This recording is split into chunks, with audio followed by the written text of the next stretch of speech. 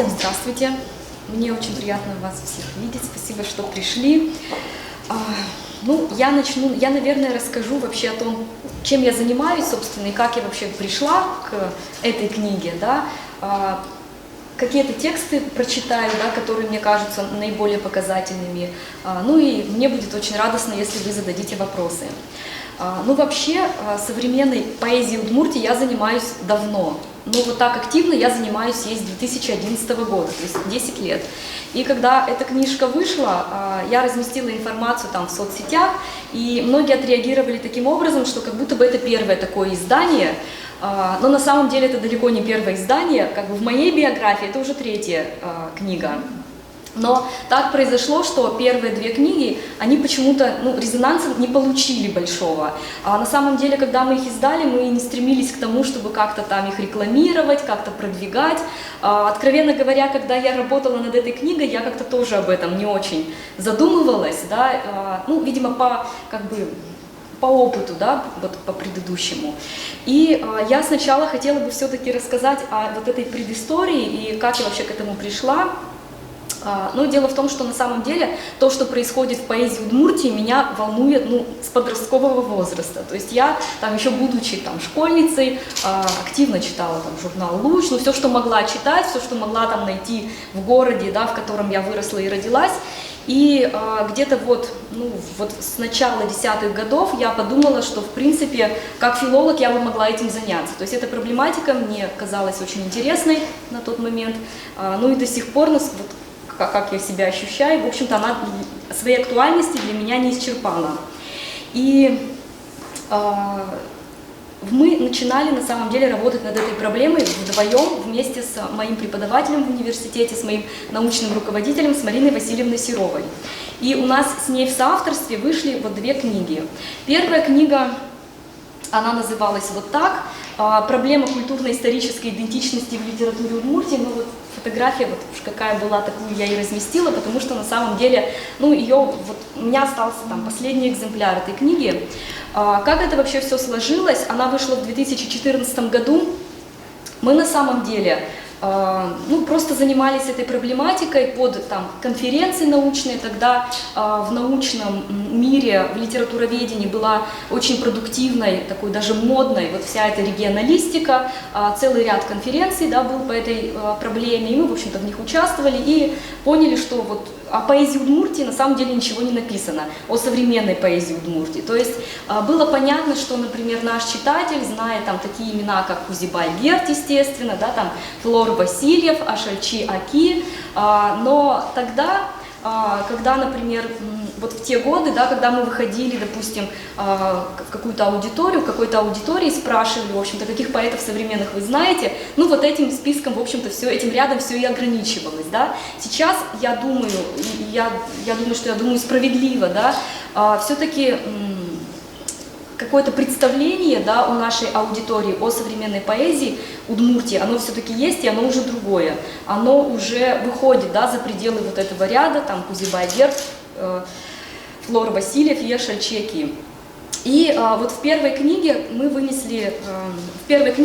осмыслили творчество этих авторов, Ашальчи Аки и Людмила Кутянова, это удмуртские поэты. Вообще удмуртскими авторами занималась Марина Васильевна. Я, в общем-то, как занималась, так и занимаюсь русскоязычными авторами, но поскольку я удмуртским языком не владею и считаю все-таки, что если заниматься, например, удмуртской поэзией, то заниматься в переводах, наверное, не очень корректно. И поэтому я занимаюсь русскоязычной поэзией, хотя, в принципе, в новой книге есть автор, который такой очень пограничный, Алексей Арзамазов. Я о нем скажу, да, и он мне был тоже очень интересен. И еще несколько имен, это русскоязычные авторы: Владислав Шихов, Владимир Фролов, Маргарита Зимина, Максим Карепанов, Александр Чубуков. Мы тогда на самом деле не думали о какой-то логике, то есть почему мы выбирали эти имена, и до сих пор меня спрашивают, когда эта третья книжка вышла, почему такие имена, почему, например, этого автора нет, или этого автора нет. Это не связано с тем, что есть какая-то претензия на исчерпывающий, понимаете, какой-то такой разворот, да, на исчерпывающий ответ о том, что происходит в поэзии Удмуртии. Естественно, такой претензии нет. Просто эти имена, ну как они складываются, да, появились там, не знаю, заинтересовала какая-то книга, да, показалось, что эта поэтика интересна, да, каким-то образом эта книга попала в руки, или, может быть, ну действительно есть какие-то там субъективные, да, личные пристрастия, и они вот оказали влияние. То есть, собственно, как бы вот нет такого, да, что вот этим списком, например, или там следующим, или там еще каким-то, да, ограничивается вот мое понимание о том, что происходит в поэзии Удмуртии, да, и какие имена можно назвать значимыми. Следующая книга, вообще как бы вот первая книга «Проблема культурно-исторической идентичности», то есть у нее такое достаточно научное название, и она вся написана, ну, таким, в общем-то, наукообразным языком, это в основном научные статьи.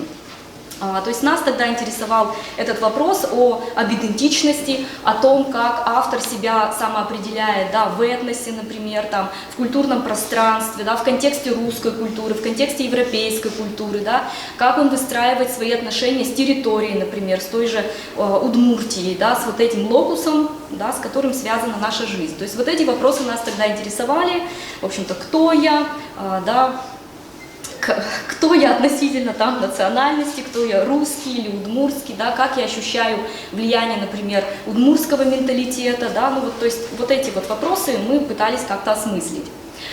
Затем так сложилось, что мы продолжали этим делом заниматься, и у нас сложилась вторая книга. Она называлась «Проблема художественной индивидуальности в литературе Удмуртии». То есть здесь мы выделили ряд персоналей, откровенно говоря, это получилось тоже вот так спонтанно, то есть никакой прямо задачи или там плана какого-то, да, не было. Просто мы об этом писали, и постепенно материал накапливался, и он складывался, вот, ну, понятно уже становилось, что в принципе его можно уже как-то вот во что-то собрать, да, и таким образом у нас сложилась вторая книга, где мы пытались осмыслить поэтику, да, вот различных авторов, своеобразие художественного мира, да, обозначить вот эту вот художественную индивидуальность.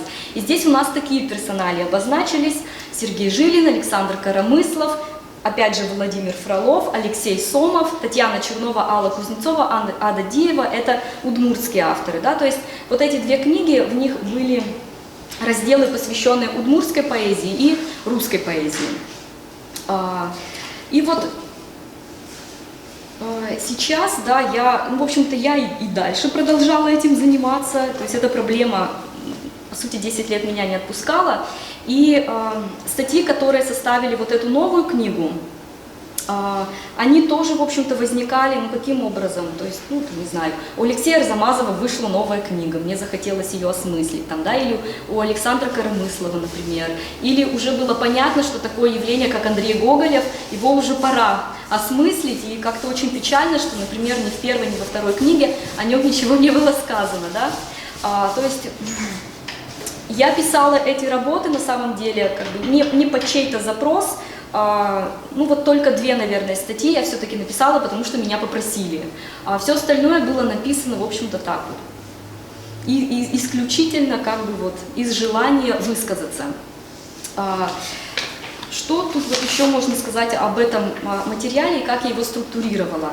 Так получилось, что в новой книге я никак, например, не делила этих поэтов, например, там, не знаю, с точки зрения принадлежности к поколениям. То есть в одном разделе оказались, например, и авторы и молодые, и представители уже старшего поколения, да, допустим. То есть я никак вот тут их не разделяла. Ну, например, первый раздел, он все-таки про проблему идентичности, да, ну, в основном про отношения человека все-таки с территорией, да, вот с этим удмуртским нашим контекстом. И здесь, например, оказались такие имена, как там Александр Коромыслов, Сергей Жилин и, например, Таня Репина, да. То есть вот как бы с этой точки зрения тут совершенно вот, мне кажется, что это хорошо, потому что я на самом деле ощущаю некий разрыв между представителями старшего поколения и между вот молодыми авторами. Мне кажется, что в Удмуртии он существует, ну, по крайней мере, я его ощущаю, да, этот разрыв. Я думаю, что вот эти вот два, ну, вот старшее поколение, да, поэтов и молодое поколение, они, как мне кажется, существуют как два вообще обособленных мира. И я в этом вижу некую проблему, которая существует в Удмуртии. Например, в соседних регионах, ну я не знаю, как со мной коллеги согласятся, у меня такое наблюдение, может быть, это субъективно, но, например, в соседних регионах, в той же там Пермской области или в Екатеринбурге, да, как бы эта проблема, но не столь очевидна, может быть, ее и нет, может быть, она решена. А у нас вот этого диалога, ну, этот диалог, он затруднен, да, и поэтому мне хотелось представителей вот этих разных поколений, да, объединить в один раздел и показать, может быть, даже какую-то преемственность, которую сами авторы, возможно, не осознают. Дальше.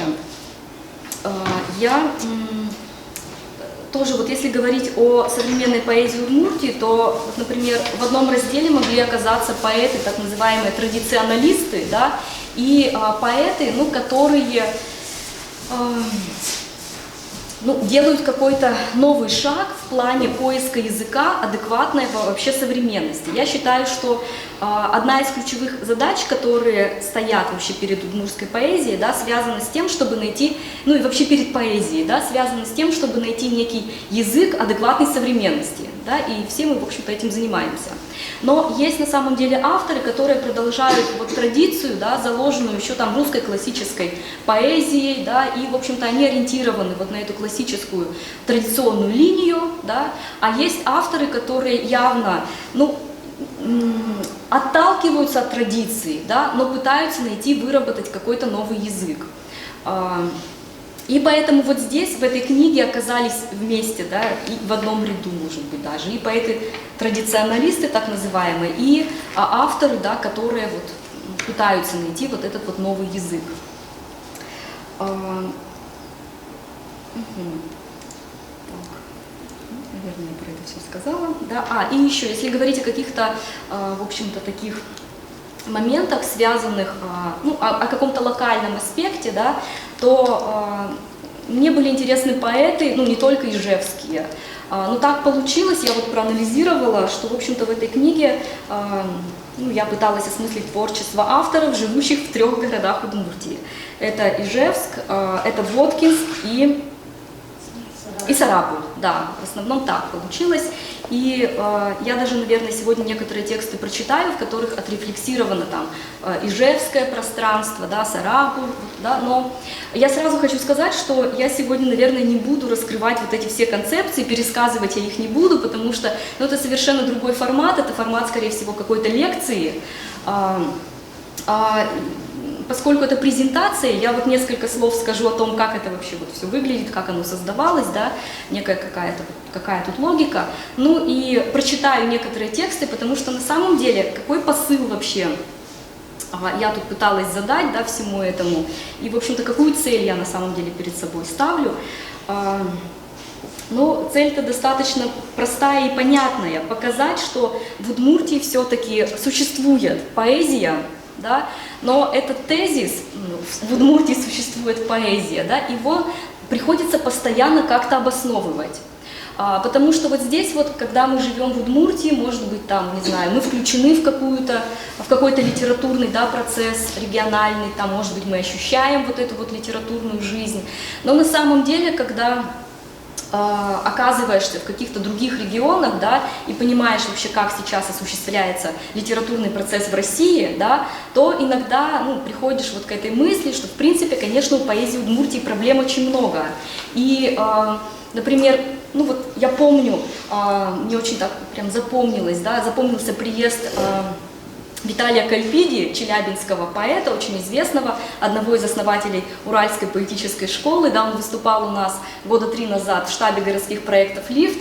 И Виталий Кальпиди, ну, он так был удивлен вообще, как бы, он приехал к нам, да, как поэт, но и он, в общем-то, не сильно верил в то, что здесь вообще существует какой-то поэтический контекст и существует какая-то поэзия. Да? И когда, например, ты оказываешься где-то за пределами Удмуртии, ну, я не знаю, у меня такие ощущения, может быть, там, не знаю, у Андрея, у Германа какие-то другие ощущения, да, но у меня такое ощущение, что все время приходится, ну, как будто вот оправдываться даже. Ну, у нас тоже что-то есть, да, что у нас тоже есть какое-то там движение, да, у нас тоже есть поэзия.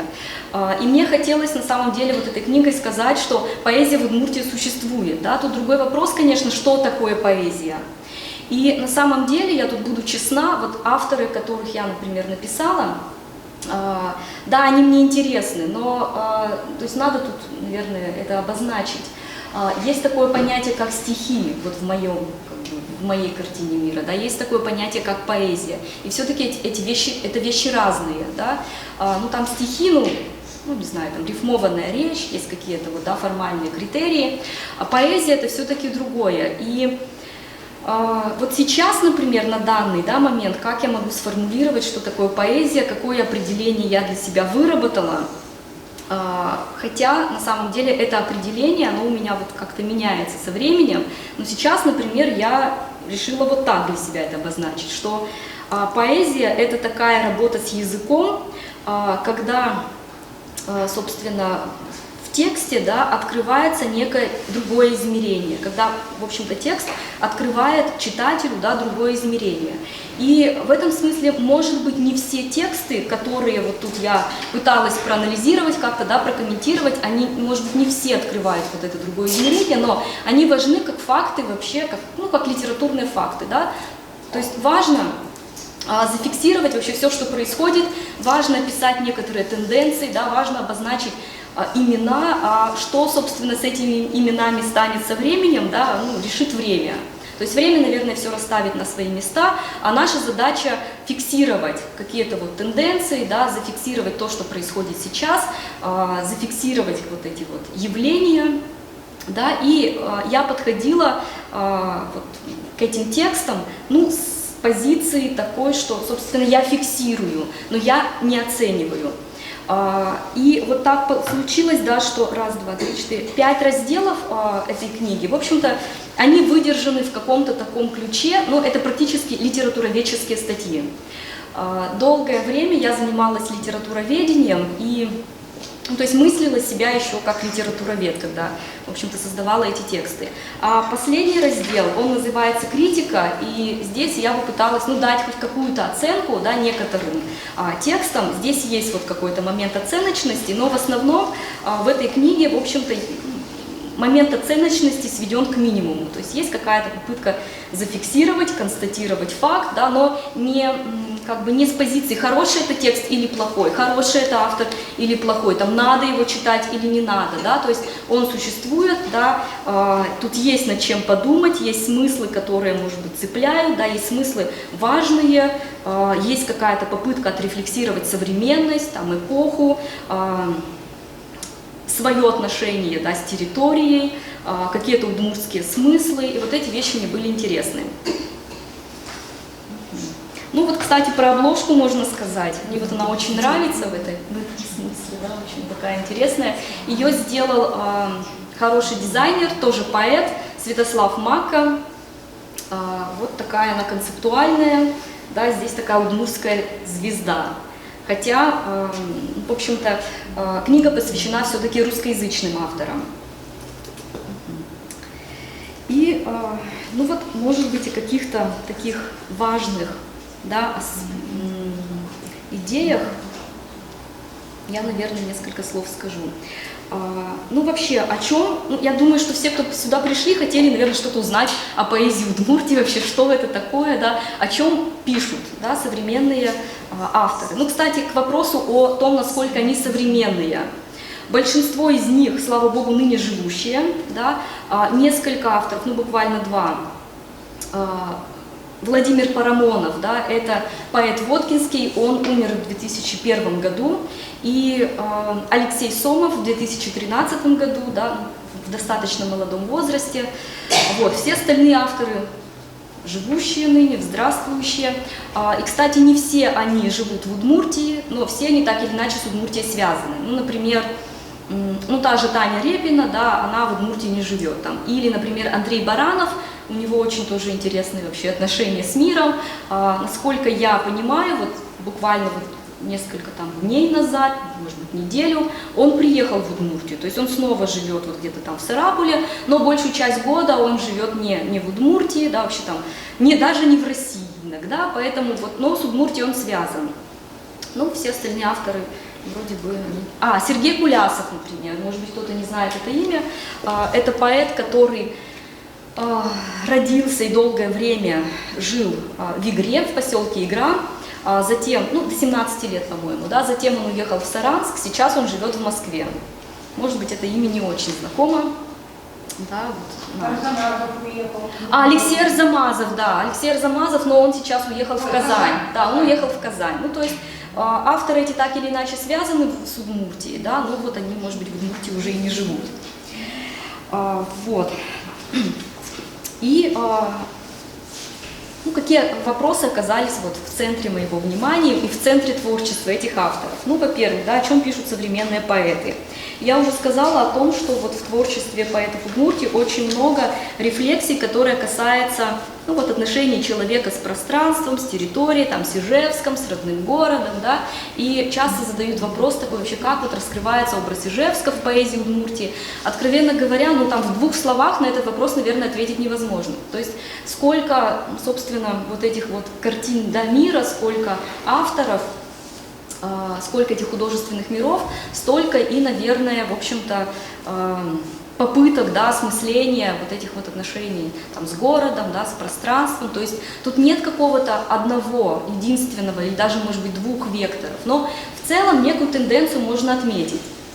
Но вот тот же Алексей Арзамазов в одной из своих книг, он анализировал удмуртскую поэзию, и он говорил о том, что вообще вот как удмуртские, да, поэты там, относятся к Ижевску, как образ Ижевска раскрывается в их творчестве. Он говорил о том, что в творчестве удмуртских авторов Ижевск – это город-тюрьма, там город завод, да, в нем нет жизни, в нем трудно дышать, он серый, ну и так далее, в общем, там, и, в общем, как бы все в этой логике. И на самом деле этот вектор можно обозначить и в русскоязычной поэзии Удмуртии, да, ну вот я прочитаю 2 текста, может быть, даже больше, да. Так, я даже не знаю, с которого из них начать, ну ладно, я начну с текста, автор его Таня Репина, как ни странно. Этот текст из ее книги «Монография пишет один человек». Вышла она, по-моему, в 2013 году. Ну, до сих пор она, мне кажется, прям очень актуальной. И, откровенно говоря, прям вот, не знаю, мне кажется, что это вот лучшие стихи Тани Репиной. Может быть, я тут субъективна. Я прочитаю стихотворение, которое называется «Онегин». Оно о Ижевске, но здесь так интересно раскрывается образ Ижевска сквозь призму такого петербургского текста, да, «Онегин». Да? То есть здесь есть какая попытка, как осмыслить Ижевск. То есть все мы здесь живем, и все мы понимаем, что нам здесь немножко не хватает культуры. Я думаю, что любой человек, это, да, живущий здесь, это ощущает. И вот в этом тексте... И вот в этом тексте, да, как раз вот это вот явление осмысляется, нехватка культуры и попытка хотя бы усилиями воображения создать некое культурное поле, да, ну, для того, чтобы пребывание в этом пространстве стало, ну, хоть как-то там поприятнее, да. Шаг через дверь наружу в ослепший город, падаю в пыльную лужу, в трамвайный голод, смотрит седой Калашников на ребенка, вокруг умирают статуи, выстрелы рвут перепонки. Струйкой спускаюсь к пруду на дно колодца, медленно тают друг в друге 2 чайных солнца, гнется вода под небом в любовной неге, каменным гостем навстречу идет Онегин. Я бы вам, Таня, чаю да чай студеный, я вас сейчас встречаю усталой, сонной, как генерал, живой ли, холеный в чине, я тут брожу, как трус в колдовской личине. И замолчал, и смотрит, мигая редко. Тенью ограды на лица сползает клетка, ночь сумасшедшая снова вопит Евгений и богомольно падает на колени. Вот монумент, небу содрал ладони. Он в перспективе обратной, как на иконе. Пасть разразилась скрипом оттуда. Таня, если б вы знали, как ваша честность ранит. Ночь шестилицая шла выносить помои. Много дурного во мне я от вас не скрою, ну споглядите, я вам не верна повсюду, больше того я другой ни за что не буду. Нам бы с тобой пожить где-то в старой книжке, нам бы рубашки шить, достирать манишки, нам бы не знать, как выглядит этот город, тот, где заводом молятся из соборов. Да, вот такое стихотворение. И еще один текст присутствующего здесь Андрея Гоголева, текст про море. Город у нас... Очень плохой, да, а мне кажется хороший. Ну, то есть у автора всегда очень такое субъективное восприятие, да, себя. Это нормально. Про море. Город у нас такой, то ли пыточное, то ли музей. Признаться честно, здесь я только из-за друзей. С частями Родины можно смириться, но не вынести всей. Это про нас писали, что грамм добыча и год труды. А еще не бывает горячей воды. В воздухе запах беды с никотином и перегаром. Работаем на жратву и квартиру, выходит, что даром. Так и горбатим спины, готовые к новым ударам. На каждое, что там насчет? Обыкновенный ответ, а что тебе надо еще? У тебя есть компьютер, чужая квартира и большой супермаркет под боком. Иди-ка работай и ровно ходи под Богом. Голосуй за единую, жри в магните. Какая тебе Москва и какой тебе Питер? Вот так и работаем сыроварами, производим бесплатный сыр. Остальное только кино, зоопарк и цирк. Тут еще рассуждают про разумное вечное. Ты уж, пожалуйста, говорят, не сей. У нас тут не храм, а пыточная. Не школа тут, а музей. Так что простите, если чего-то не досказал. Совесть и боль помещаются только в вокзал, но я понимаю, что совсем до конца не вылезти. Можно от моря вывести моряка. Рассказывают, что море из моряка не вывести. Да? Ну, мне вот этот текст показалось, я не знаю, тут, как бы у автора, да, свой какой-то взгляд на это, но когда подходишь к этим текстам, да, то есть нам-то важно, например, посмотреть, как тут образ Ижевска, да, раскрывается, и, собственно, тут нет такого, ну, как бы такого подхода, да, там, хорошо или плохо, то есть здесь совершенно другая задача, да, здесь все равно, ну, есть какая-то, как бы есть какой-то ну, срез вот этой вот, да, современности, есть, в общем-то, какая-то попытка как-то это вот все осмыслить, в общем-то, достаточно узнаваемая такая картинка, да, и поэтому, ну, тут, поскольку мы это пространство узнаем, да, и этот текст мы воспринимаем. Вот это одна линия, например, да. Это в Можге написано, не про Ижевск. Да, ну, то есть, когда человек, например, читает кино, зоопарк и цирк, да, допустим, то есть здесь мы узнаем реалии Ижевского мира, да. Ну, к вопросу о том, не знаю, там что-то автор в это, да, закладывал, и как это считывает читатель. То есть я, например, вот так это считала, ну, поскольку вот здесь увидела вот эти вот знаки, да, Ижевского мира. Может быть, это было и не про Ижевск. Да?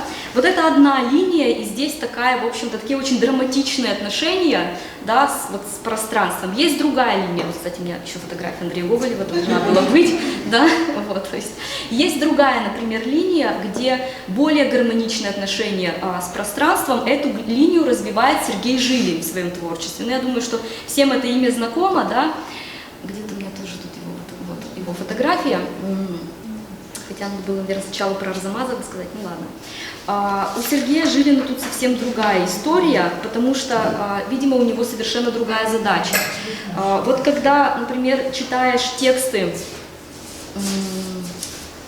молодых авторов, да, ну, неважно, там, молодых, не молодых, неважно, ну, вот про те тексты, которые я озвучила, да, в них понятно, что как бы образ Ижевска осмысляется сквозь призму такого городского текста, да, а городской текст это всегда такой текст, ну, как говорится, текст смерти, да, есть такое понятие в литературоведении, городские тексты это всегда тексты смерти, потому что город, пространство искусственное, там нет природы, там человек оторван от своих корней, да.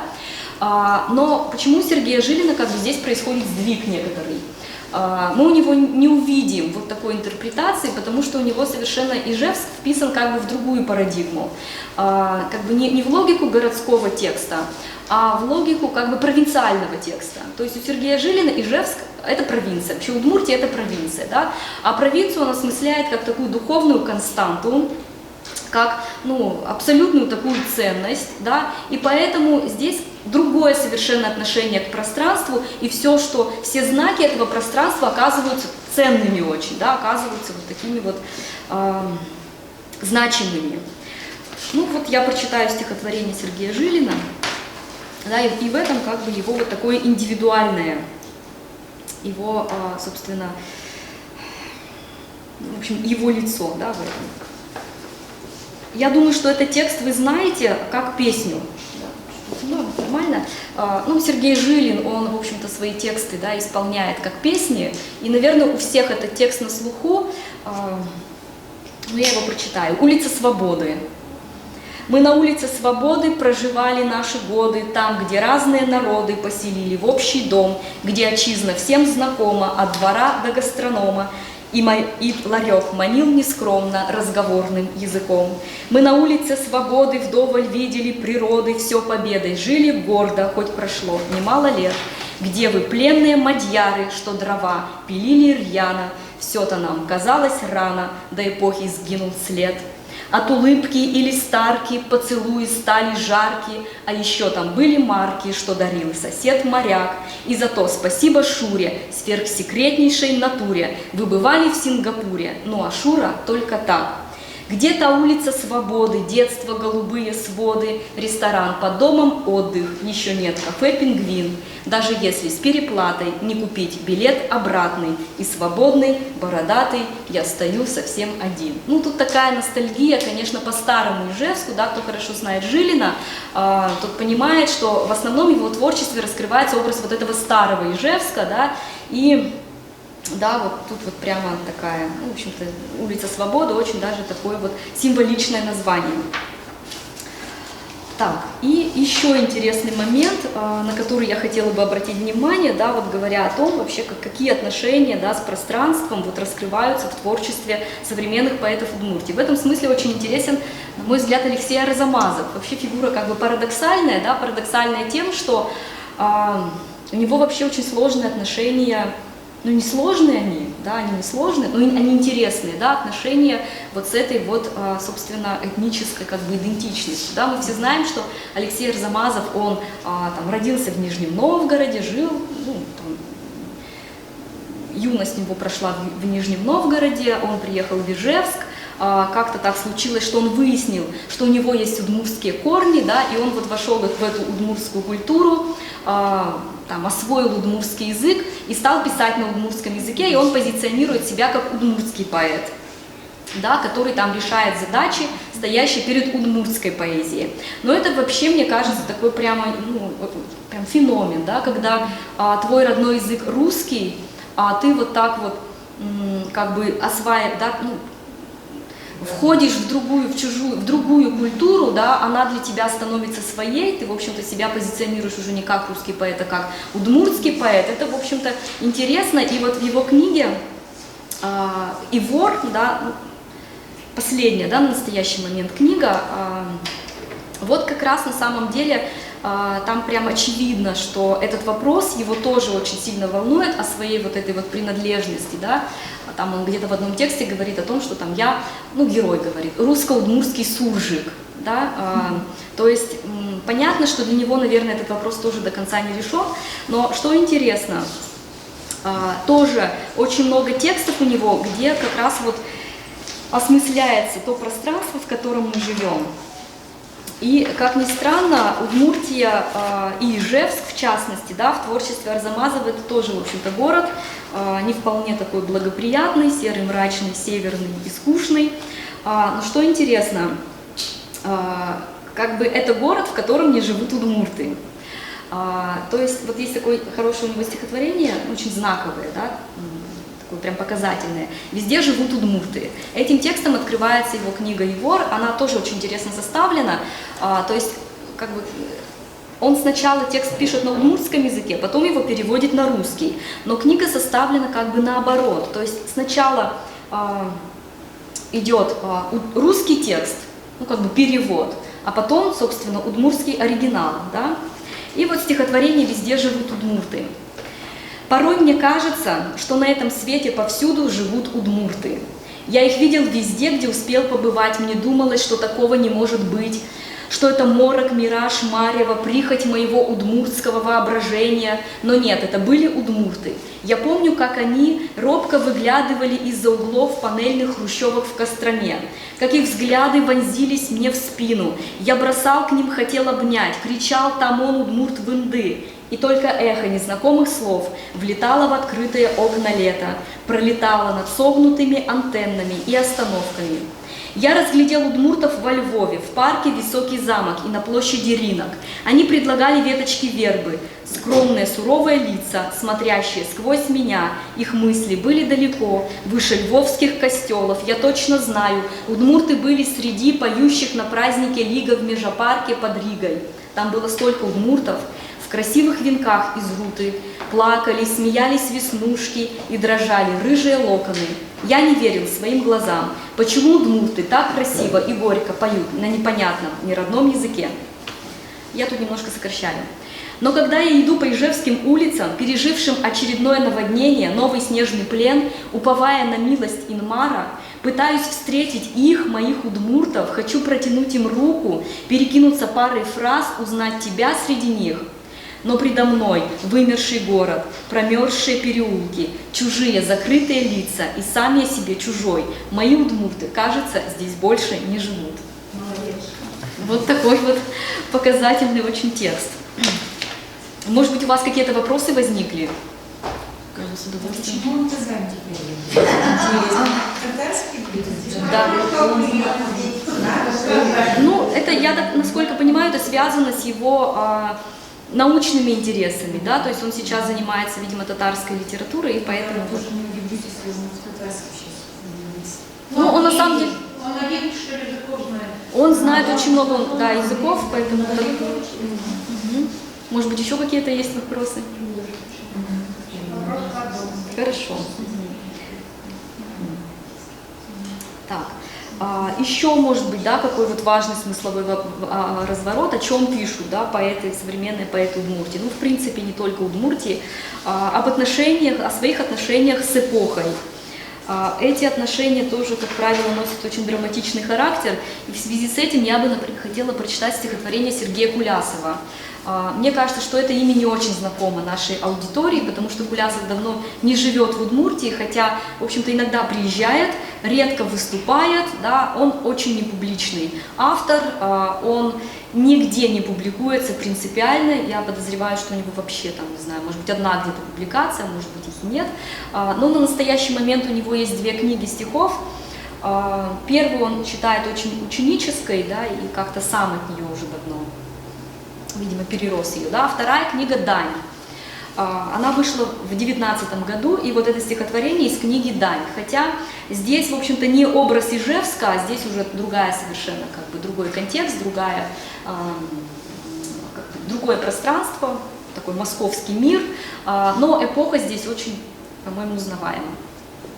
Апрель 17-го года. Мечтать и думать не с руки. Какая мерзкая погода, какие люди, мудаки. Плечом к плечу стоят зеваки, отдельно баба в паранже. На светофоре автозаки урчат моторами. Уже метро битком, ныряю в давку, мое оружие спина. Топчусь, почитываю Кавку, не понимаю ни хрена. Ботинок жмет, сорвал набойку, на джинсах жирное пятно. Надежды кончились поскольку, как не рифмуй, всегда темно. К тому же холод, сырость, слякоть, платить кредит, идти к врачу.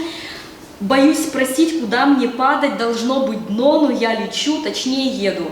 Страшно маюсь в Страстную пятницу, и вот, отрефлексировать пытаюсь несостоявшийся развод, эпоху сероводорода, теракт, мессию на осле, апрель 17-го года, и замок Кавки в том числе. Как называлось стихотворение? Стихотворение апрель 17-го года. Ну, он публикует свои стихи ВКонтакте. То есть «Дань» недоступна, да, ее в интернете нет. Ее можно купить, наверное, у Кулясова. А тексты все он выкладывает там. Так, ну и может быть, возникает такое ощущение, что все так прям депрессивно, темно и страшно, да. Но на самом деле это, как бы, наверное, только какой-то один аспект. Понятно, что, там, не знаю, поэт, да, там, художник, если он как-то, если что-то становится предметом рефлексии, то, как правило, да, ну, как бы некий такой, это всегда отклик на что-то, да, что оставляет человека неравнодушным, что становится причиной, может быть, там, боли какой-то внутренней, да. Поэтому, конечно, если говорить о поэзии, поэзия вообще такой вид искусства, где, ну, радостного бывает мало, да, но оно все-таки есть. В этой связи я бы хотела еще одно стихотворение Андрея Гоголева прочитать. Я, честно, не знала, что он придет. Да, я читаю не потому, что он здесь, да, а потому, что мне на самом деле это нравится. Вот. Я бы хотела прочитать стихотворение, текст, который мне как раз кажется уравновесить всю вот эту вот как бы трагическую, да, весь этот вот такой трагический разворот. Вот. ну, оно, правда, длинноватое. Я не знаю, может быть, я где-то остановлюсь, а может быть, вот мне захочется все прочитать. Я не знаю, как Андрей к этому относится, да. Этот текст называется «Вала». Это река, да, которая там где-то в районе Можли протекает. Почему я этот текст выбрала? Потому что в нем как раз вот есть вот это гармоничное мировосприятие, да, и вот эта вот идея преодоления там смерти, да, ну, как бы вот какая-то идея такого вечного возвращения, мне лично очень дорогая. Зима усердно формирует громкокипящие борщи весенних водяных потоков, торчит из высохшего снега обрывом красная земля, и ледяные тополя скрипят, упертые корнями во что-то твердое скрипят. За клеткой ребер серповидных стуча вращается мое неохлаждаемое сердце. Я видел мельницу, вала вливала черную себя в ковши, летающие в круге, и все скрипя ходила, пела, сходя отслаивался снег, и белизной своей терялся в чистейшей водной черноте. Вертелась юбка в юге скользко, спадала, обнажая реку, ее изгибы, горизонт, мешая тучи и постройки, лежал не прямо, а серпом, краями кверху, будто кратер. Я представляю, что давно сюда ударил черный камень, кусок космического льда. Я часто чувствую его глубокий, первозданный холод, и он разумен, что возможно. Зима – его заслуга, лето – заслуга наша. Мы и он враждуем, топимся и топим. И эту мельницу не зря сюда поставил мудрый предок. Хоть хлеба нет, но есть вода. Здесь минус 30, как баланс духовных телефонов Рима. Здесь серый ветер мимо нас проводит ангелов незримо. Здесь ходишь по лесу и вдруг заметишь елочные крылья. Так годовой замкнется круг, настанет ночь, родит Мария. Заметишь, мир уже спасен, не нужно бегать и стараться пройти сквозь Ватикан с гусем, не нужно больше прибедняться и прибогачиваться. Бог не для того вселился в слово. Заметишь, это тоже срок. Земля туда вернется снова, зима расколется, промокнет, а там готовые цветы, так все воскреснет, все подохнет, но в этом главное, что ты заметишь, то, что прожил, а не заметишь, Бог с тобой. Заметишь, я гадал по роже, гадал по зеркалу зимой, по роже видно больше даже, чем по прогнозу непогод, но это все не важно. Важно, что будет следующий год. Зима усердно сформирует, весна бесформенно снесет, воскреснут рыбы, крокодилы на дне родного водоема получат знак, что вышло солнце. Задвижет сок в себе береза, приостановит ток фонарь, все повторится по прогнозу, попарно выстроится тварь, взлетит серьезный птеродактиль с коряво сваленной сосны, отбросит тень на плоскость луга, опишет в небе новый круг, от круга еще останется висеть кусками вырезанный воздух, тираны перестанут править, когда поможет солнце плавить кроваво-черный зимний камень, и вот тогда... И вот, когда мы победим, то из него камин затеем, затопим книгами камин, затопим флагами камин, и вот тогда разбогатеем. Так, ну, у меня вообще есть еще какое-то время, да? Что-то я могу сказать? Угу. Так, ну ладно. И еще один такой важный для меня здесь был смысл. Здесь прямо есть раздел, который называется «Удмуртские смыслы в русской национальной поэзии Удмуртии». Есть такое сейчас понятие, даже модное, удмуртскость, вот как-то оно вошло в наш язык, да, в последние годы. И мне было посмотреть интересно, как вообще русскоязычные авторы осваивают, в общем-то, тот потенциал, да, которым обладает удмуртский язык. Это характерно стало, вот это явление, да, вообще можно увидеть, проследить там именно вот прямо в поэзии, ну, современной, да, то есть условно там в начале нулевых, ну, я не знаю, да, поэты все-таки вот русскоязычные, они как-то, ну, не знаю, там, ту же удмуртскую лексику, например, да, в свой текст как-то вот, ну, не включали, это было не принято. И вот эти два мира, видимо, там, русская поэзия, да, удмуртская, как-то существовали обособленно. Но вот сейчас прям, ну, это прям целая тенденция, да, это очевидно, как русскоязычные авторы начинают работать там с удмуртской лексикой, да, с этими удмуртскими смыслами, с удмуртской мифологией, в конце концов. Ну и я на одно явление интересное обращу внимание, на двуязычной танкетке Александра Коромыслова. Фотографии Коромыслова у меня нет почему-то. Это я сегодня по дороге поняла, что я ее не включила, да. Но мне что интересно, то есть Александр Коромыслов, он живет в Воткинске. Он вообще-то пишет нормальные такие длинные верлибры. Ну и не только верлибры и рифмованные стихи, но он активно работает в жанре танкетки. Это такой жанр в современной поэзии, это двустишье из 4 слогов. Это жанр, он был прямо, у него есть авторы, да, там Алексей Верницкий, он еще в начале, там, в нулевые годы, да, вот прямо у него там целые статьи есть на эту тему, что такое танкетка, как она должна быть устроена, какие у нее задачи, то есть она была прямо придумана, да. И многие авторы, многие поэты современные подхватили вот эту вот вообще как бы историю всю, и сейчас есть даже такой проект, 2 строки 6 слогов на сайте «Сетевая словесность», да, есть такой портал. И вот там на настоящий момент, ну сколько там, ну, наверное, больше уже 70 тысяч танкеток опубликовано, да, то есть, ну, там прям каждый месяц, да, размещаются эти тексты, вот. И вообще, как бы, этот жанр, у него есть такая опасность, потому что в рамках этого жанра очень сложно вот какую-то там, не знаю, выразить какую-то вот, не знаю, обозначить какую-то индивидуальность, да, то есть это жанр, в котором, ну, стираются какие-то различия между авторами, и даже все современные, как бы, поэты, которые в этом жанре работают, прежде чем текст где-то размещать, они его пробивают в интернете обязательно, а вдруг такая танкетка уже написана. По крайней мере, тот же Верницкий писал о том, что, ну, к 2015 году танкетка как жанр себя исчерпает, потому что все танкетки будут уже созданы на русском языке, потому что все комбинации слов, да, ну, при активной работе они уже будут освоены. Как ни странно, но до сих пор себя этот жанр не исчерпал, и есть некоторые такие новые интересные решения, на мой взгляд, да, и вот эти решения, ну, например, можно увидеть вот в танкетках Александра Коромыслова, что он сделал, то есть он стал включать удмуртские слова, вот в эти это все-таки русскоязычные тексты, да, это не удмуртскоязычные тексты, но он стал работать с удмуртской лексикой. Я вот вынесла на экран 3 танкетки. Первая, собственно, такая прямо программная, танкетки Кылбурьёз, да. Ну, к вопросу, как это все читать.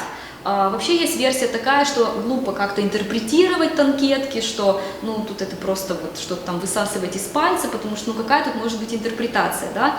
Ну, на самом деле, я считаю, что вполне себе тут как-то можно это все интерпретировать, да. Ну, удмуртское слово «кылбурьёз» переводится как «стихи», да, то есть, но здесь дело не в переводе. Если просто мы прочитаем танкетки стихи, как бы это ничего к делу не добавляет, да. Зачем он здесь использовал удмуртское слово? У вас, может быть, какой-то другой возникнет взгляд на это дело, да, но понятно, что это все не для удмуртскоязычного читателя. Это для русскоязычного читателя, который слово «кылбурьёз» видит вообще впервые в жизни, и знать не знает, что это такое.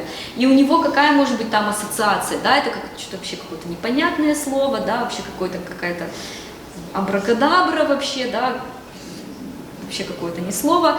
То есть мне кажется, что он так, знаете, обозначил какой момент.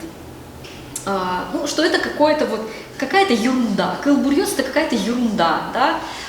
Не знаю, у меня даже ассоциация возникает вот с этой строчкой, там, «дыр булщил», да, что-то вот такое вот, как прям из крученных, да. И, может быть, здесь как бы вот, ну, попытка какая-то обозначить вот это вот наивное читательское восприятие этого жанра, да, ну, танкетки — это вообще-то не стихи. То есть, когда читатель это воспринимает, ну, какая-то ерунда, да. А если мы переведем танкетки стихи, то есть за этим стоит, наоборот, другая позиция, да, авторская позиция. То есть на самом деле это стихи. А вторая, ну, может быть, у вас какая-то там другая, да, возникнет идея. По-моему, этот текст открыт вообще для понимания. Что наша жизнь улон шудон? Ну, улон в переводе с удмуртского «жизнь», да, шудон — игра.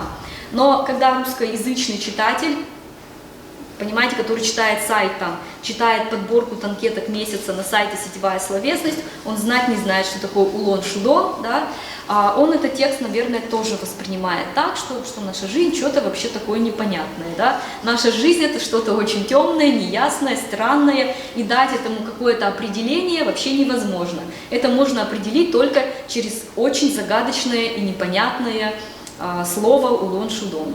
Ну и вот третья танкетка «Изучаю». Она мне тоже очень нравится, потому что есть такая игра «Зуч» в переводе с удмуртского языка «русский», да? Но тут смысл не в том, что «русский изучаю», Да? А когда слово «русский» написано по-удмуртски «зуч», то смысл как бы переворачивается, перевернутый оказывается, да, как будто не русский изучаю, а наоборот удмуртский изучаю. Да? То есть вот такие вот интересные вещи да, можно увидеть в танкетках Александра Коромыслова. Есть комментарий. Да, пожалуйста. Вот тот человек, который сказал, что они закончатся там, в каком-то году, Да. совсем не прав. В русском словаре где-то 100 тысяч слов получится, ну там же комбинаторика, да, 100 тысяч факториалов. Да. Я тоже про это думала. Но как ни странно, создатели жанра это математики. Как ни странно, то есть я как бы не хочу тут как-то вот подвергать, да, какой-то там критике их суждения, потому что они, как математики, там, может быть, что-то просчитали, но на самом деле, да, понятно, что все комбинации, да, ну, невозможно исчерпать вообще, наверное, никогда. Но факт остается фактом, все, кто пишут танкетки... Может, они об исчерпаемости жанра? Может быть, жанр. Может быть, да. Что сам жанр, что станет немодно, да? Это само себя выезд. Ну, возможно, само себя оно и исчерпало. Ну, когда вот какие-то такие эксперименты как бы проделываются, да, ну, вроде как жанр какую-то новую жизнь обретает, вот вроде есть к нему какой-то интерес. Так, ну еще что? Может быть, уже пора закругляться? Уже целый час прошел. Да. Про Алексея, да, я как раз хотела про него сказать, да, вот, в общем-то, Алексей Сомов, ну, вот финальная статья, это статья как раз об Алексее Сомове, она называется «Не страшнее, чем жизнь», но это цитата из эссе Алексея Сомова. Да, очень значимый для меня автор, и я, наверное, два его стихотворения прочитаю. Одно стихотворение о Сарапуле.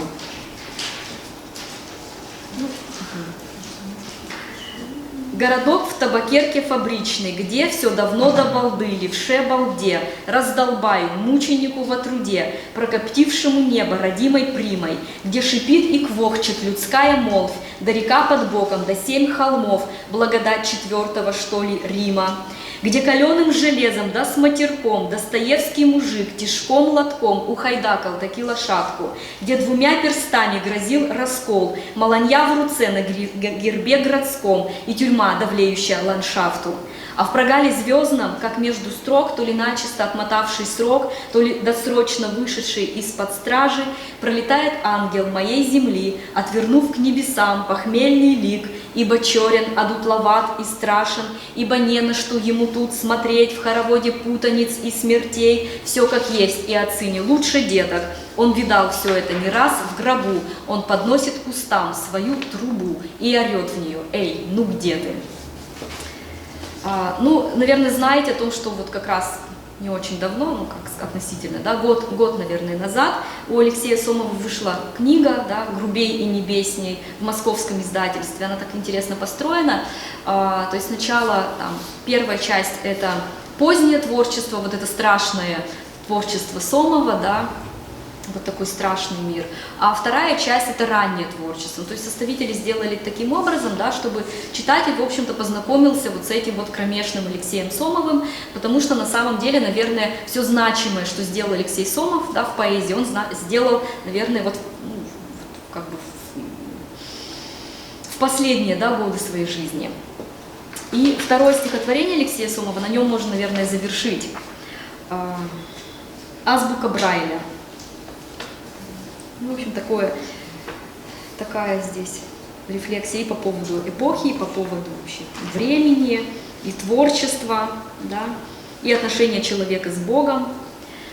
В этом цирке уродов, где сплюснуты лбы, где глаза вынимают скоморохом и зодчим, в этом мире расхристанном стоило быть беспощадней и зорче. Партизаны любви в суматошной войне, отступая, сжигая стихии и селения, в голубые поля, земляничные вне твоего поля зрения. Закольцованный страх, вековечный дозор, ни один не прощен и ни разу не спасся, все, что было и не было, сонный узор на подушечках пальцев. Это мы, неживой, застывающий воск, простецы, гордецы, подлецы, человеки, трудно бредим тобой, нерассказанный сквозь крепко сшитые веки. Это ты, обитатель безглазых икон, високосное облако, радуга, копоть, побивающий первенцев, лющий огонь в города и окопы. Только ты не забудь, только ты нам зачти все, что было, до времени скрыто, ногтевые отметки, слепые значки на полях манускрипта. Угу. Ваши вопросы? А свои-то стихи? Ну, видите, у меня задача как бы... Вы русскоязычный, но все равно прочтите. Вы в Москве читали. Ну, я не знаю, насколько это просто... Насколько это вообще уместно в данном формате, я, если честно, как бы думала, Ваши что... книжки выходили, вот я, например, не видел никогда. Я не знаю, это уместно? Здесь есть книжки Януковичникова, Ну, и мало ли. Может быть, я забываю. Да, Как-то есть. этот, я, знаете, я, наверное, не буду сейчас читать свои стихи, потому что я все-таки считаю, что это мероприятие как бы посвящено другим авторам. Я не то, что не готова. Да, то есть я знаю, конечно, свои тексты наизусть, то есть я могу их прочитать, но здесь я... Ваши книжки купить можно? Да, можно будет, можно в скором времени. Можно купить у нас. Да, вообще можно, да, в книжной лавке Кузибай. Можно. Вы можете ко мне лично обратиться, я вам даже подарю. Покупать не надо. Еще у меня вопрос. Я вот узнала первый раз, что вы вместе в симбиозе работаете с Мариной Васильевной. Мы работали с ней, да, вместе, да. Я с ней когда-то в прошлом, у меня был с ней такой контакт, вот, много лет назад. А вот она какие-то литературоведческие статьи о вашей поэзии где-то писала? Нет, она нет, не писала. В общем, хотят о вас почитать, о вас послушать. Значит, у нас творческий вечер, наверное, назревает. Андрей, Да. Андрей, вопрос. Да, вот, значит, про критику и литературоведение, чем отличается? Я просто увидел статьи из этой книги в лонг-листе премии «Болдинская осень». И там вот критика написана. Сейчас я отвечу, да. А сейчас вот вроде как литературоведение. Да. Вот как, У меня есть ответ на этот вопрос, да. Куда понимать? Что значит с Болдинской осенью? Я подала на самом деле тогда статьи, которые сама отношу к литературоведческим, то есть не критическим статьям. Но я подумала, как повезет, да, не знаю, пройдет, не пройдет. То есть по такому принципу. Там была проблематика региональная, надо о региональных авторах. Я подумала, у меня есть работы про региональных авторов, пусть хоть так про них узнают, хоть в таком как бы ключе, да, кто-то прочитает, неважно там, куда все это уйдет. То есть я на самом деле так поступила, да, вот таким образом. То есть это на самом деле были не критические статьи, на мой взгляд, далеко, да, поэтому, на самом деле в жанре литературной критики я вот стала работать последние, наверное, 1,5 года. То есть сейчас я себя ощущаю уже как бы не литературоведом, сейчас я пытаюсь как бы встать на рельсы литературной критики. Это совершенно другое, и там совершенно другой язык, как бы, и понятно, что другая. Более перспективно. Перспективно, не перспективно, просто в какой-то момент я поняла, что на самом деле литературная критика, она ориентирована на более широкую аудиторию, чем, собственно, вот это вот все литературоведение. И если ты не работаешь там ни в каком вузе, не участвуешь ни в каких научных грантах, да, не находишься активно вот в этом научном контексте, то есть, на самом деле все эти тексты, которые составили эти книжки, они создавались тогда, когда я себя еще ощущала в этом контексте, да, и была в него встроена прочно. То есть, когда ты работаешь там на кафедре, да, там есть определенная отчетность, есть там какие-то показатели, да, и ты все равно в этом контексте живешь. Но когда ты из этого контекста выходишь, что ты понимаешь, что в одиночку создавать какое-то там литературоведение, это совершенно бессмысленно, потому что даже ни в каком научном журнале просто ты это не опубликуешь уже теперь, потому что у тебя нет соответствующего статуса. И на какую конференцию, ты уже себя не будешь там чувствовать комфортно, потому что ты уже не в среде, да. И вот этот этап в моей жизни завершился, да, и сейчас я занимаюсь критикой. Но вот эту книжку я составляла откровенно, да, говоря, и как бы думала, надо уже какую-то точку поставить, уже я занимаюсь этой поэзией Удмуртии, мне казалось, что это уже все исчерпано, если честно, да, надо уже как-то вот этот этап завершить и уже какой-то новый этап начинать. Но вот сейчас я ощущаю, что опять эта тема не исчерпана, она меня опять не отпускает, то есть как бы появляются новые тексты, интересные там подборки, интересные книги, и на них тоже хочется отозваться, поэтому история, видимо, продолжается. Успели делегацию. кандидатскую ставили еще? Нет, я 10 лет уже назад, как ее защитила. То есть вот я спрашиваю, Да. с кандидатом филологических вы ставили? Да, я давно, но я на материале русской поэзии 60-х, 70-х годов вообще, да, да, да, да. Ну, шестидесятником Тарковского, конечно, не назовешь, да. Кто предмет был вот конкретно? Ну, Арсений Тарковский, Юрий Левитанский, два автора, да, да. Это графоманские стихи, более ваших интересов или нет? Так вот, мои же вы... Отсеиваете. Ну, вот смотрите, конечно, я выбираю тексты, которые мне нравятся, и в которых я в них вижу потенциал, я их ни в коем случае не считаю графоманскими. Более того, целый ряд авторов, ну целый не целый, да, но есть авторы, прям которых я считаю гениальными даже. То есть Смотрите, какой всплеск интереса к Сову в этом году. Да. Да. А вы слышали поэта Альфонсина, Татьяну? Да, конечно, да, я слышала, В да. контексте российского. Я знаю, я даже... Есть оценочные? Я с ней недавно так случилось, что пересеклась, но меня пригласили в Саратов на мероприятие, да. Я слышала ее текст, она мне даже книжку подарила. Ну, я тут на камеру. Ну, Мне кажется, в свете этих вопросов зрители интересуют, где вообще можно, не зрители, а слушатели интересуют, где вообще можно ознакомиться с данными поэтами. Почему вообще, кто так или иначе с ними еще из российской литературной критики сталкивается, тогда можно будет тогда оценить это их творчество как графоманское или нет. да, то есть, да, я поняла имею в виду, сейчас, что да. в контексте российского литературного процесса же это же тоже актуально. Конечно, да, и здесь есть такой момент в выборе материала. Все-таки, ну да, меня интересуют авторы, которые уже как-то все равно отрефлексированы, да, и эта рефлексия, она уже очевидна, да, и то есть это тоже как бы один из как бы критериев отбора. Но я нигде вот такого, чтобы, например, я обозначила там какой-то список авторов, да, какой-то ряд. В любом случае он будет неполным, да, в любом случае это будет некорректно. Если какой-то ряд прописываешь, там, обозначаешь, то всегда возникает вопрос, а почему вот этого автора здесь нет, да, почему этого нет. И то, что сейчас происходит в Удмуртии, в общем-то, это все то же самое, что происходит в России, то есть пишущих людей очень много, на самом деле, да, как бы тут тенденции самые разнообразные, их еще и осмыслять, да, и поэтому, тут, наверное, каждый какой-то свой выбор делает, то есть есть, вот есть эти авторы, да, есть там другие, есть еще о ком писать, поэтому тут на самом деле море без берегов, и если уж как-то бы говорить о какой-то серьезной, там, не знаю, оценки, рефлексии, там, исследования каком-то серьезном, то, конечно, тут надо целый, не знаю, там, коллектив создавать, исследователей, да, это уже будут совсем другие форматы, это уже будет как бы совсем другое издание, да, если ставить такую задачу, как-то это вообще все осмыслить вот прям масштабно.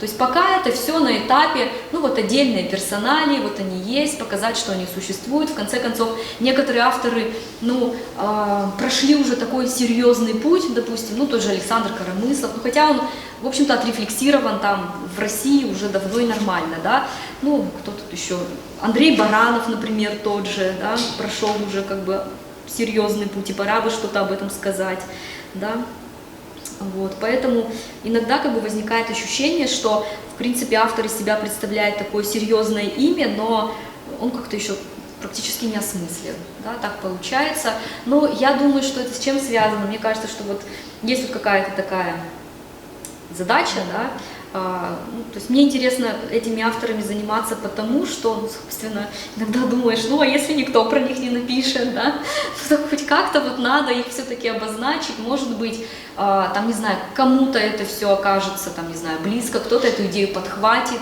да, может быть, какой-то контекст возникнет, да, вот хотелось бы, чтобы он возник. То есть на самом деле, если есть какая-то рецепция, да, если есть какая-то критика, есть отклики, то все это, в общем-то, способствует, актуализации вот этой вот всей, в общем-то, это способствует как бы развитию литературной жизни, да, то есть это дает, как старт чему-то, да, то есть поэту развиваться как бы в вакууме, ну, очень сложно, да, если нет какой-то критики, нет восприятия, там, нет оценок, мнений или их очень мало, то я думаю, что развиваться очень сложно в этом смысле, да, и хотелось бы, конечно, чтобы в Удмуртии была литературная критика, да, были вот какие-то, ну, хотя бы попытки, там, старания, да, вот вообще осмыслить все, что происходит. Вы вторая Зоя Богомол. Не знаю. Нужно вечер еще устроить также ваши поэзии. Не было претендентов. Мы вспомнили, вот, что есть премия Зои Богомоловой. Да. Теперь есть что номинировать. Нет, я уже номинирована была, я уже ее получила, да. И после этого ее отменили благополучно, потому что никто уже да, просто некому, да. Нет, она не отменена. Она не отменена, да? Я просто думала, что ее уже не существует. Нет, Вот писали тебе письмо как раз, да. чтобы нам разрешили, раз нет претендентов, отдельную номинацию. Это Понятно. разовые. Понятно, я не знала об этом. Так что, да. Мы хотели стимулировать литературу с поэзией, хотя она же есть, но настолько в загоне, но мы сами тут приводили примеры, что такой некоторые даже есть комплекс, особенно у приезжих из других мест. Поэтому как? Вот. А здесь не люди, что ли, живут? Почему? Талант — единственная новость, которая всегда на варе, всегда есть и всегда присутствует. Коллеги просто сюда с другой целью приезжал. Ну да. Живи на Нет, ну, я сообщила, конечно, это просто такой камень в эту ситуацию, да, в огород. Нет, ну серьезно, а вот что тогда это всегда? Все блогеры идут, что ли? Вот как Удмуртии почему, да? Ну, у меня есть определенный взгляд на это, да. Ну, я думаю, тут несколько может быть причин, несколько факторов. Ну, наверное, как минимум, да, просто, ну, например, Ижевск — это маленький город, как ни крути, да. И процесс, да, да, вот просто я думаю, что самая важная причина, вот она именно эта, да. Там есть, конечно, и другие причины, то есть у нас, например, очень мало, ну, проектов, да, каких-то вот направленных на поддержание, там, литература не существует, эти проекты, да. То есть есть люди, которые, вот, по крайней мере, двое тут присутствующих явно этим занимаются, да. Но на самом деле, конечно, это все не так активно, допустим, как в тех же соседних регионах. Но я думаю, что как бы очевидная проблема — это, собственно, город у нас очень небольшой. Да, мне кажется, я не знаю, мне кажется, что с этим связано. Нет, не в этом связано, не с этим, а какой у тебя. Ну, слушай, у Присоня, где издается в истории, чего на 400 ну да, ну больше. либо у нас, ну, может быть, просто все у нас просто, тянут. у нас просто, наверное, как активная, может быть, у нас активная вот какая-то. Просто появился человек, вот Козлов тот же самый, появился Ну вот. и тащит этот паровоз там этого сайта ежедневного. Ну да. Здесь появится такой человек, который будет тащить этот литературный процесс, и все вокруг. Ну я думаю, что такие уже люди Да, появляются, очень классно. да. В Афинах 5 века до нашей эры было 50 тысяч человек, как в Можге. Да. 5 век до нашей эры это Сократ, Платон, там, Ну да, похоже, может да, быть. Аристотель. Вот, то есть нормально было все. Нормально. Да, было меньше. Да. Может быть, Не действительно столько. с этим связано. В Ижевске, Рада Лещина, писала я на перевод. Еще вопросы? 70